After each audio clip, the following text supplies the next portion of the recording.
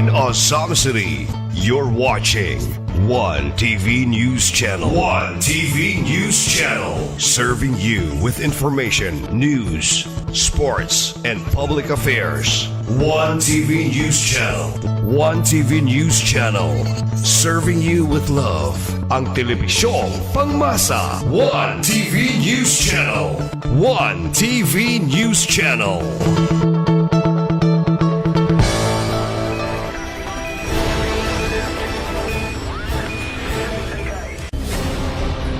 One TV special report.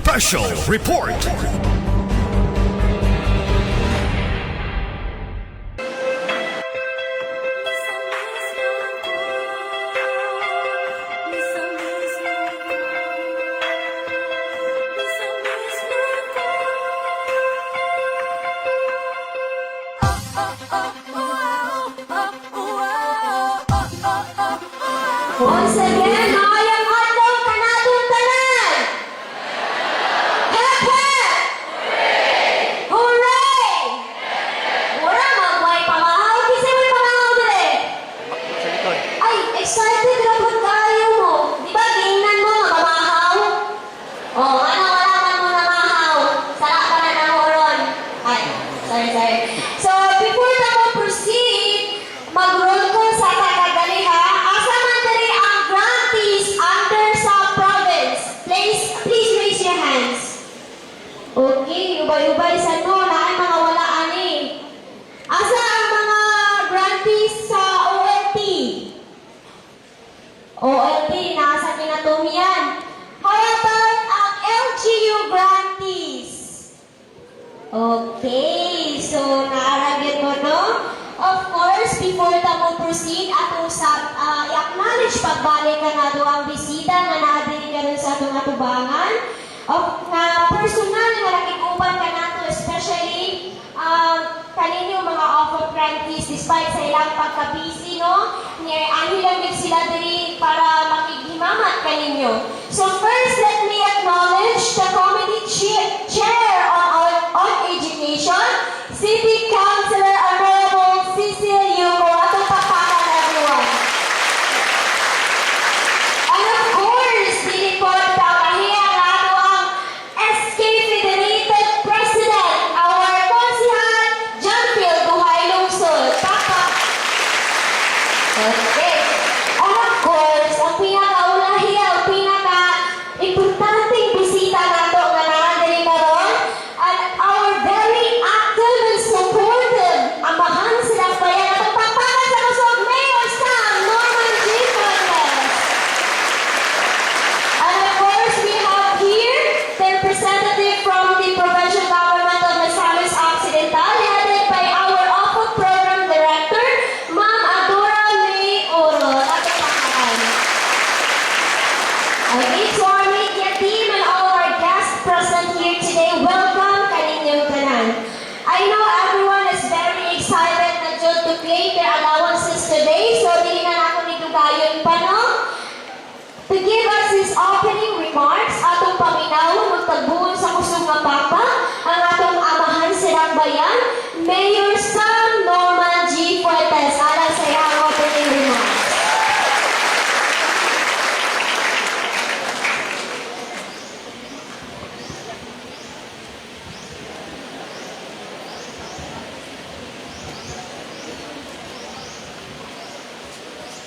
Thank you, Ma'am Angel, Ma'am Kyun, no? Before anything else, allow us to give our highest regard to Governor Henry Sibilia Wamingal, the father of our province, and the father also of our one family, one profession. Also for Congressman,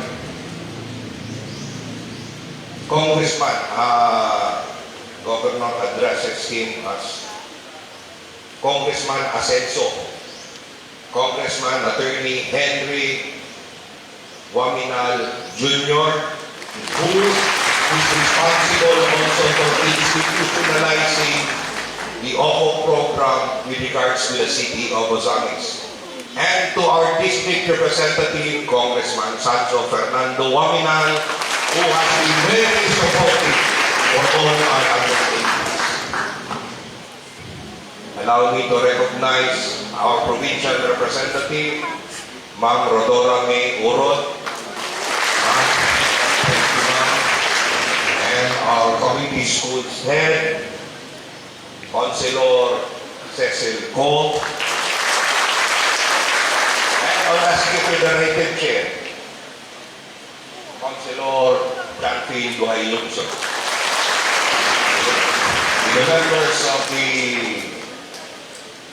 members of the various government offices that are here present today, and more especially to all of you, the OPO, should I say scholars rather than beneficiaries, a pleasant morning to each and every one of us. Today, we are not talking of dreams. Rather, we are talking of a reality. A reality that your presence here today alleviates to some extent the parents or parent who dreams waking up each morning trying to find reason on where to curtail their own personal needs or what to sacrifice for their comfort, if only to enable to send you to school and support you in your studies. You are the living reality of that. Your presence here is a fulfillment of a dream as envisioned by our visionary governor. Having qualified to the One Family, One Professional educational program of both the province and of the city of Batanes, makes you or enables you to have a chance, an equal chance to really study.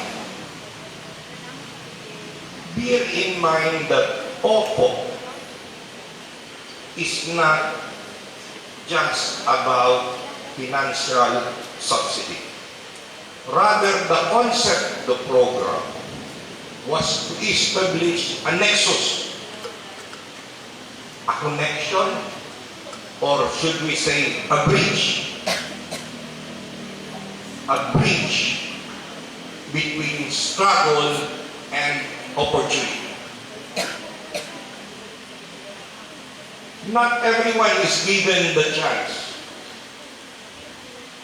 where you are right now. Countless others are hoping, even praying, and waiting to be in your shoes. So first rule for you, do not waste this opportunity. On the contrary, use it well. Use it to achieve your goals. Use it to persevere even more harder in your studies, and use it to finish what you have started. Allow not distractions to take away what others only dream of. Avoid, most importantly also in your studies, avoid mediocrity. Do not subsist on the concept that total may pasara, pwede na. Strive for excellence. At this point, using those as your rules. Do not waste this opportunity, and to use this opportunity, allow me to enlighten you on a thought from a great man. Though there might be questions about ideology, there might be questions about race, but let us go for the wisdom behind the words. Mao Zedong, in his Red Book, once wrote to a friend that so many deeds cries out to be done, and always urgently. Time presses. The world rolls on. 10,000 years is too long. Seize the day. Seize the hour. This, I believe, should be your battle cry as students under the OFO program of our government. Do not waste this opportunity. Use it. You seize the moment. You seize the hour. You seize the day. The simple truth is that this opportunity can transform your lives. But as I stated, the simple truth, while this can only be made possible if you take your studies seriously. As city mayor of Osamis City, I do not expect that you would be perfect in everything. What I pray, or even if I would say what I demand of you, which you should also rightfully do, is to give a firm, absolute, and unqualified commitment. Commitment to be present always in class. To painstakingly learn, even if you feel that the subject you are undergoing is difficult, and to finish your course. Under the Ascenso brand of leadership, we are investing in your future.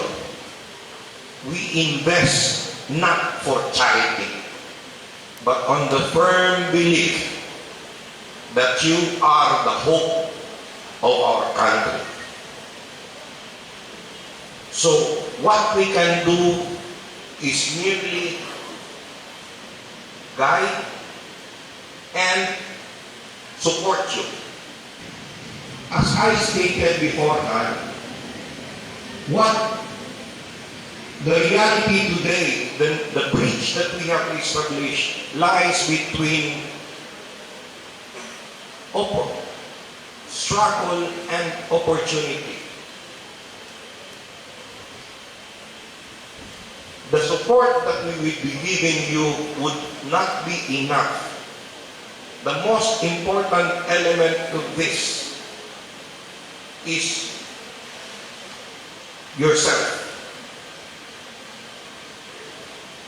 The road to success depends upon your commitment to be disciplined, to be motivated, and to struggle on and keep on going even you feel that the going gets rough.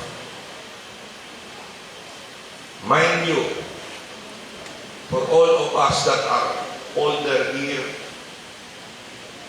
there are still a lot of struggles ahead of you in your lives. Why I emphasize on the thought of having seized the day, of seizing the hour, seizing the moment. Because I pray that one day, when you will be where you ought to be when you will be able to graduate. You will somehow be compelled to remember the moment that would change your life. The moment that you were given a chance to study. So, with that, padayon sa atong paningkamot, padayon pagtuon ug maayo, ug padayon po nga masiguro ninyo nga mahuman ninyo inyong kurso.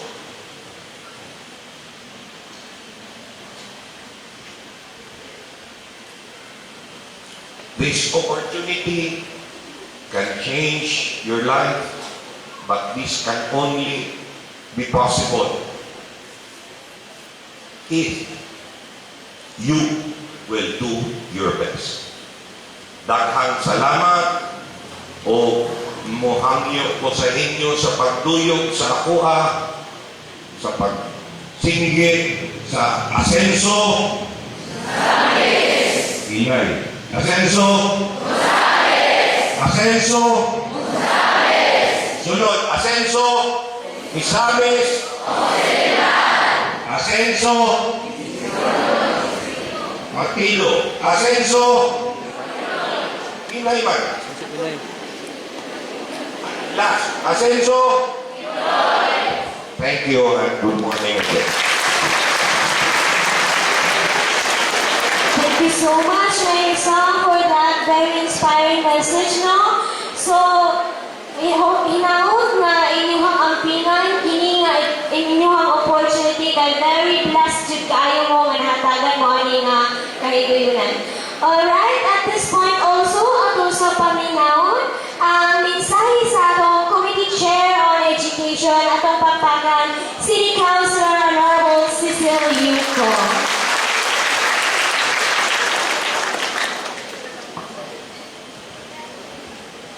Good morning sa tanan! Happy ba ang tanan? Ganina, serious kayo yung mga itsura. Wala naka-smile. Dili mo excited? Excited. So my warmest greeting first, of course, to our Governor of the province, Attorney Henry S. Waminal, now represented by Ma'am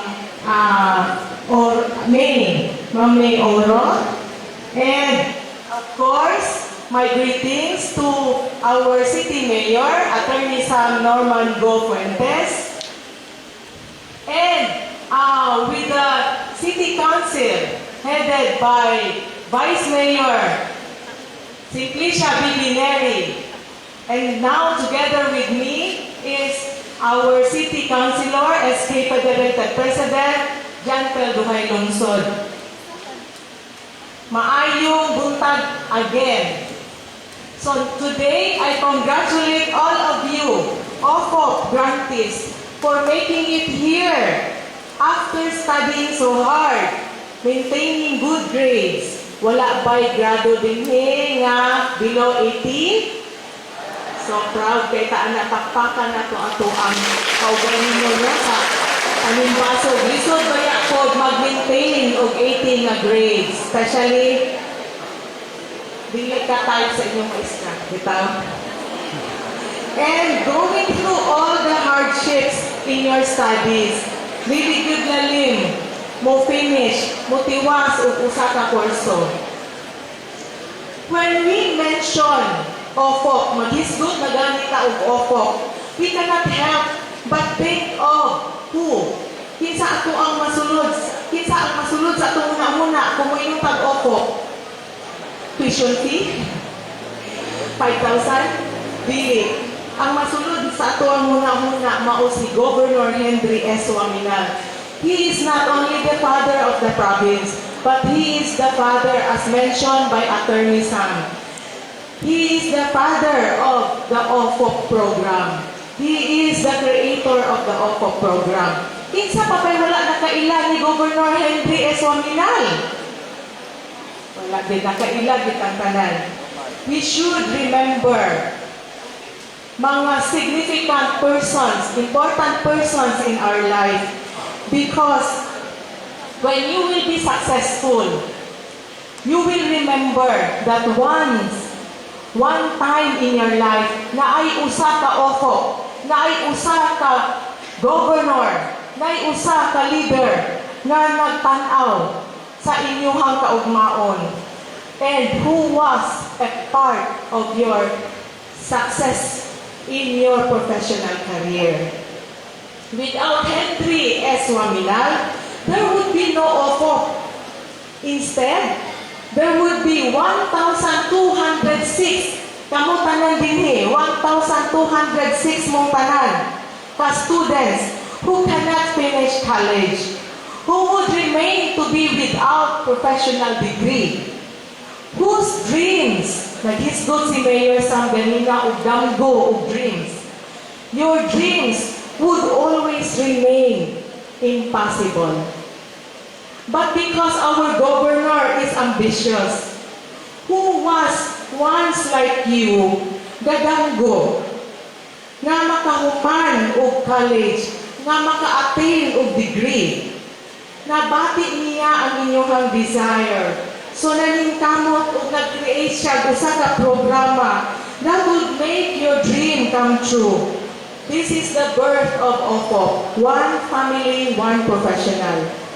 And because all our Asenso leaders na inyong gisuportahan, na inyong gituuhan, inyong gisaligan, share the same vision, the same goals, gipakusgan o gi-expand pa jud sa ato ang Segundo Distrito Congressman Ando Waminal ug ang ato ang gisuportahan nga party list Representative Congressman Attorney Indy Waminal Jr.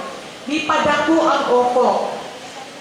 Siguro naglibog na punta unsa nang Segundo Distrito, asa na siya dapit? Naay wala pa nakabalo ang Osamis under sa second district.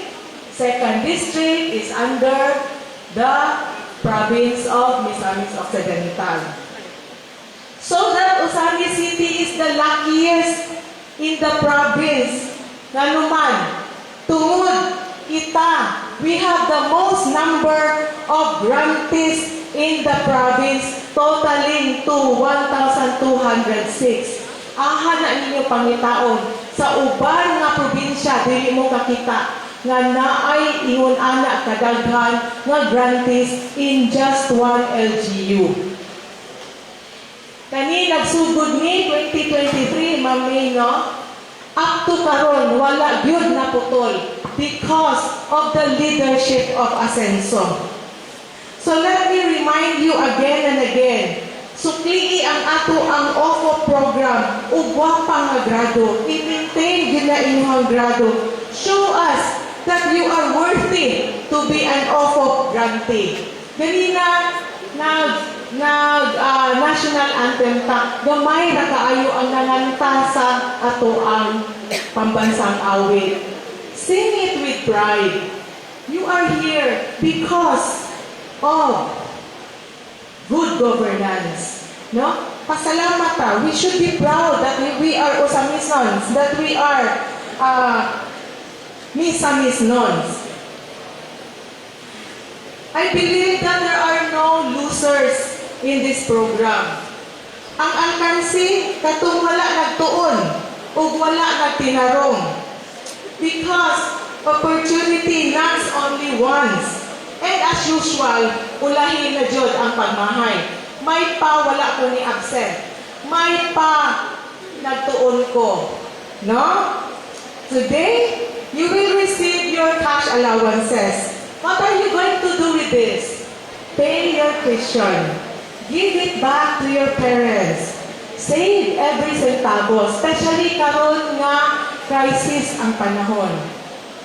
Dili maglaag-laag o dili na maggasto-gasto, pero pwede mag-TikTok kay Freeman.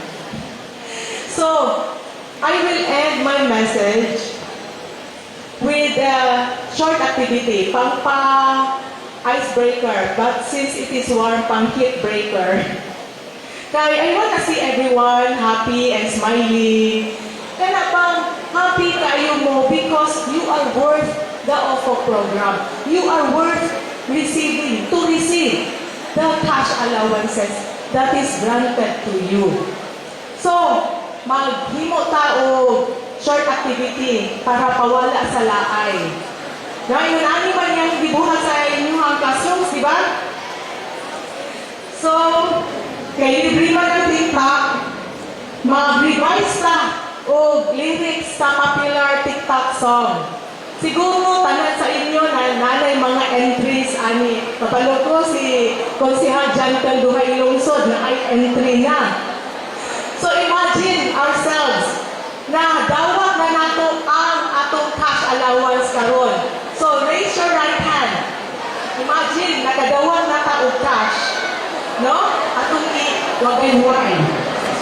So, follow after me. Kapalo na ko unsa no?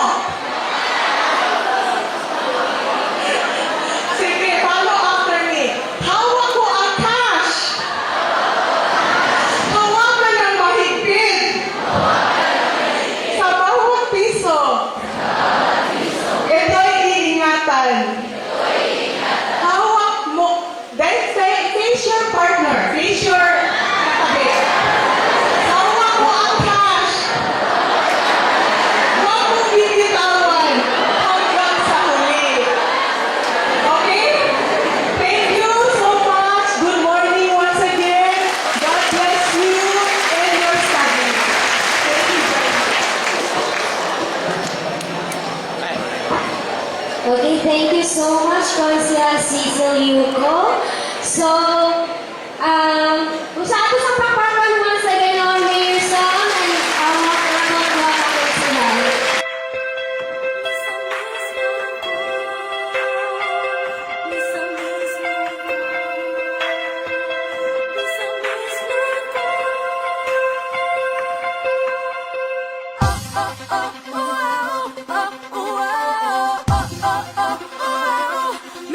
Miss noon ko, oh, oh, oh, oh, oh, oh.